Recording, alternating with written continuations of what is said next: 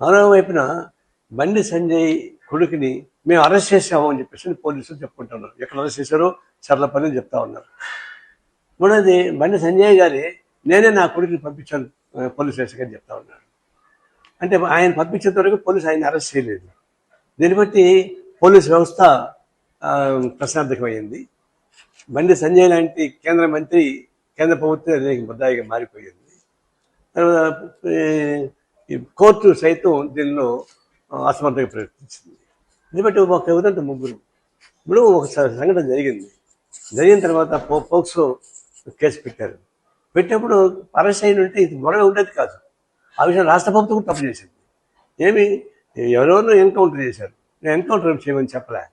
కానీ బండి సంజయ్ కొడుకుని అరెస్ట్ చేయడానికి పోలీసు చేత కాలేదా? 10 టీంలు పంపించామన్నారు. ఆ 10 టీంలు ఏమైనా గోల్డ్ తీసుకుంటున్నాయా? ఇదంతా లాలూచి కుస్తీ కదా ఇదంతా. సరే బండి సంజయ్ నా కొడుకు తీసుకోండి అని చెప్పేంత వరకు పోలీసు అరెస్ట్ చేయలేదంటే, పోలీసు అరెస్ట్ చేసినాక మేము ఇంకెక్కడో అరెస్ట్ చేసామని చెప్పుకోవడం అంటే ఏదైనా డొల్లతనం కదా. ఇప్పుడు 3 వ్యవస్థలు నిర్వీర్యం అయిపోయేటువంటి పరిస్థితి వచ్చింది. ఎప్పుడుగా తప్పలేదు నాకు తండ్రిగా దాన్ని సమర్థించకుండా పోలీసులకు అప్పగించుంటే ఈ రోజు వచ్చిండే కాదు. ఈ విషయంలో మాత్రం కేంద్ర ప్రభుత్వం ముద్దాయింది, రాష్ట్ర ప్రభుత్వం ముద్దాయింది, పోలీసు వ్యవస్థ ముద్దాయింది, న్యాయ వ్యవస్థ ముద్దాయింది. దాని విచారకరం. ఈ వెంటనే తగిన చర్యలు తీసుకుని చెప్తాం.